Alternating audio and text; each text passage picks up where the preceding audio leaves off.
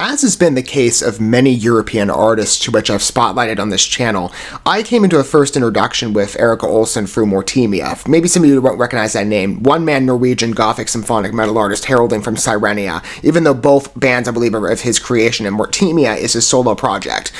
But if you're not familiar with him, he's utilized a collaborative model in his recent releases, part of Pandemic Pandemonium sessions and the recently unveiled COVID Aftermath sessions. And it's usually a collaboration in which he's perhaps doing more of a music side in terms of the structuring. He as well can scream in some of the vocals in terms of background presence, but he highlights a female artist, usually from Europe, maybe with some exception, of a predominant metal group. Erika Olsen was a contributing artist off of Lost Horizon, and I thought it was a very dynamic tune. I'd never heard her before, but she has an incredible range and power to her voice. Her power really struck me in regards to her emphasis in the vocals, and ever since every repeat listen I've given that song, it's gelled quite well. So much so that, as I've said, and it is a goal of mine, as I broaden the emphasis and presence of music coverage on this channel, has been a long ambition of mine that succeeded very well in 2022, and I plan to evolve this greatly in 2023. I've wanted in part to use this channel to get first introductions, and perhaps, if this happens to be the case, introduce yourself to other talented artists that perhaps you're going artist shopping, but you don't know where to look in terms of the true talent. I will tell you, and I've said it many times, Europe, the metal scene specifically, is a gold mine in terms of talent. I'm very impressed, even though my adoration and my journeying into the European landscape does put me in a more of an isolated space among my peers. I don't have anybody in my personal life really that gravitates to the European metal scene, but I've met some of you, in terms of different artists that I've covered, and it's been great, by the way, to have those connections form in my life. I feel more like the anomaly of the room, but sometimes, again, when you come across a talent, it's fun to be the anomaly. Anywho, as I said with Mortemia, that's been a pattern with many artists I've gained a first introduction to, and part of the European scene is through his work because of that collaborative model. And Erika Olsen was one of the contributing artists to it, and that's how I became accustomed to METALITE, which is, I believe, her group in main focus. Though the track I'm looking at specifically, we will be taking a look more at Erika Olsen's tenure. I don't know the name of the artist that was active with METALITE at the time. I believe there's a change in the lineup between the lead vocalists, because this is I'm just basing this on the thumbnail. This seems to be a different lead singer. I dug into the past history of METALITE to get a good foundation with them, and so we're going to start with one of their releases. I'm judging by the music videos in regard to how I'm approaching covering them. We're going to start with Afterlife, which is on their 2017 album, Heroes in Time. Good cover, by the way. I quite like the design of it. I'm going to go ahead and cue up the track, and perhaps for some of you, you've never heard of METALITE before. Perhaps you're a longtime fan. I'm assuming this is going to cover a variety of perspectives. If you happen to be in the territory, if this is a first introduction, I hope you like them. I don't know how this vocalist is going to sound. I imagine it'll be quite as good as Erika Olsen. We'll see. But in terms of the energy, in terms of the rock vibe, which I understand this is a principal genre for them, of what was communicated on the Lost Horizon collaboration, and again, that's Erika Olsen, principal focus there, I would imagine METALITE is going to be a very pleasurable listen. We'll both see together. Again, this is a first introduction. So, with the song and video almost queued up, and if you're not familiar with how I format my music-related coverage, if you're approaching this as a total newbie, I do try and accommodate our individual audience members' taste to the best of my ability, and so if there's somebody that likes to read along with the message of the piece, the lyrics will be provided to you in the video, and they'll proceed with the track as we go through it. Okay, video's queued up. Let's go ahead and try out METALITE and get an impression of another European talent. Another one to add to the list. And I will say as well, I don't do this that often, but based on, again, Erika Olsen's collaborative effort with Mortemia, I usually may buy a selection of songs ahead of time in terms of what I'm covering. I went ahead and bought every album that they've released, on faith. I did this as well for Ad Infinitum, who also, their front lady, if you've never heard of them, they're also great. Symphonic metal heralding, I believe, from Switzerland. Melissa Bonney is a Swiss singer. Her voice really impressed me to the point that I bought their albums outright, and that, on faith, was beautifully satisfied. I'm hoping the same is true with METALITE. Again, Erika Olsen gave me a great impression. And this is, again, digging in perhaps past years. I think in the next video we'll go more to her tenure. But let's take a look at least METALITE history, with one of their more popular songs sitting currently at 2.8 million views on the main video. Here we go.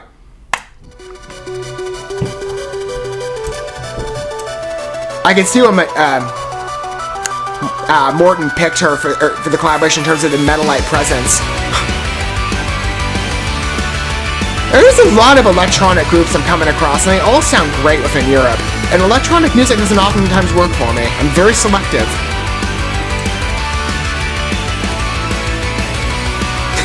Great rhythm, beautiful beat, flows nicely.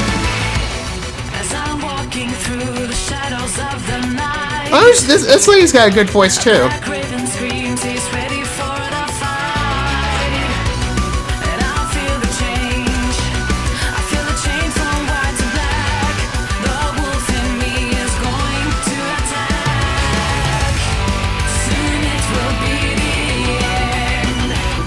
You know, it's still just like a performance video, but it's quite fun. Again, great energy to the piece.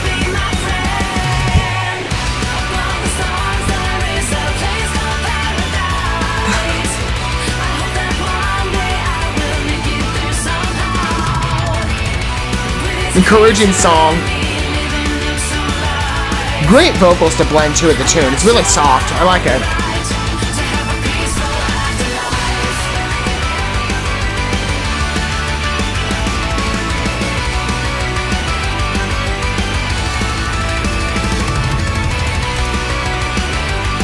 I like his pauses in terms of letting the music, proceed forward with vocals coming, but I do like, again, we're taking these breaks a bit for an instrumental. I think their energy is great, and in comparison to other groups, again, in the electronic scene, they're a bit softer in emphasis, but I quite like it, actually. It's got more of like a pop chic, and it's okay with me. I'm not always game of pop music either, but I do make exceptions where it's deserved.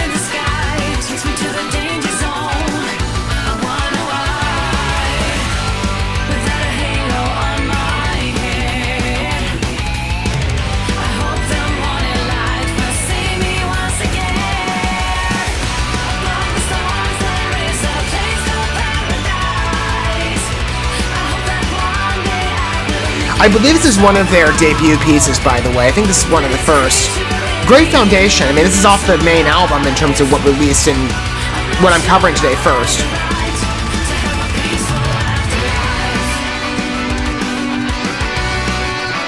Good break for a guitar solo. Again, it's structured pretty well. It's like a good pop rock song in terms of the, well, pop rock metal, kind of in that space in the European scene. I quite like it.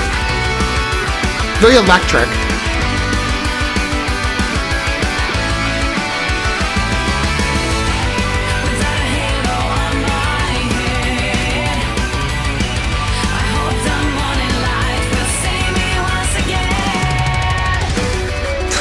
Good pause. Adds a lot of momentum.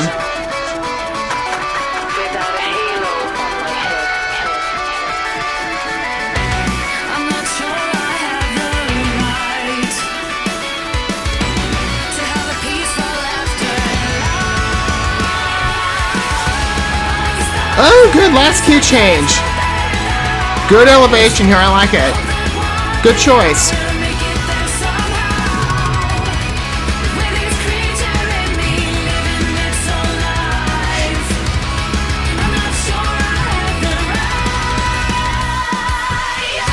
Oh, beautiful. Great choices here with this piece.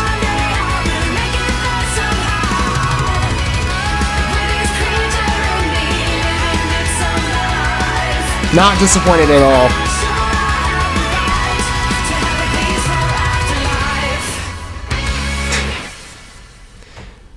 I love that classic rock feel. That is so entertaining. You know, like I said, I purchased all their albums on faith, and while Erica Olson is not, or was not a part of the group, as I'm understanding this at the time, or maybe she was, and maybe this is a substitute performer that me, I don't know, I think she probably came on later. Again, I'm not as familiar with the history of METALITE.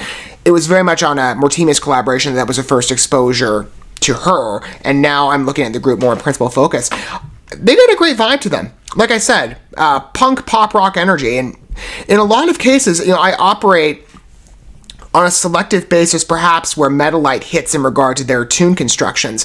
Number one, and I've said this many times, electronic music is it's on a selective basis with me. Because for me, I have to have some dimension to the piece rather than what would be constituted maybe in general sense of electronic music being along the EDM territory. I don't like just a bunch of random beats strung together. It has to have some sort of background element, whether it be in the tune construction. It should have a melody, powerful vocals, and in many of the exceptions I've noted in the European scene that has been the case. Let's say, for example, Dead by April, they're I think like METALITE, actually, they're Swedish.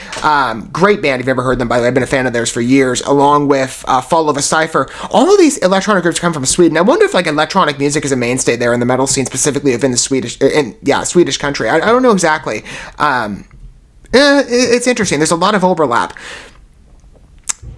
Each band has a different range to their integration of music. If I'm thinking of these three cases, Fall of the Cipher is a little more in the experimental territory. I'd say they go much more higher pitch, and there's a definite domination of electronic beats there. This is more woven in again to that melody. It's much softer in its presence. Maybe Dead by April, again, they've got a more aggressive. Theirs, I think, the music is more in principal focus. This is sort of...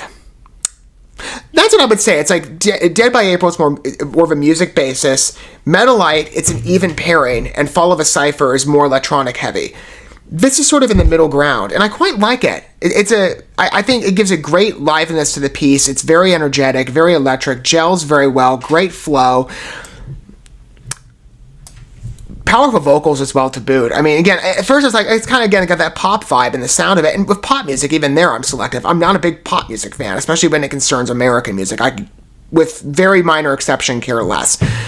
But integrating that into the rock sound, me being a metalhead, that's obviously the sound of genre that I gravitate to initially, I like the choice. And to add on to that, again, this track has a lot of offerings in regard to appealing to selective taste with me. The ending as well with last measure key transitions.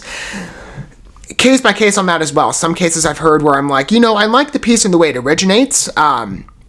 And I'd like to see that consist over the entire piece versus perhaps, humor it, right? There has to be a good lead-in, a good transition, has to be an effective delivery, and I do feel that with METALITE, I thought it was a good switch. I've heard a lot of last key changes, transitions in the space of the European scene, like especially lately. I've been updating myself, like I said, on many artists that I've been covering in the recent couple of months. Let's say, for example, Ad Infinitum. They got a lot on their work, especially on Chapter 2, Monarchy.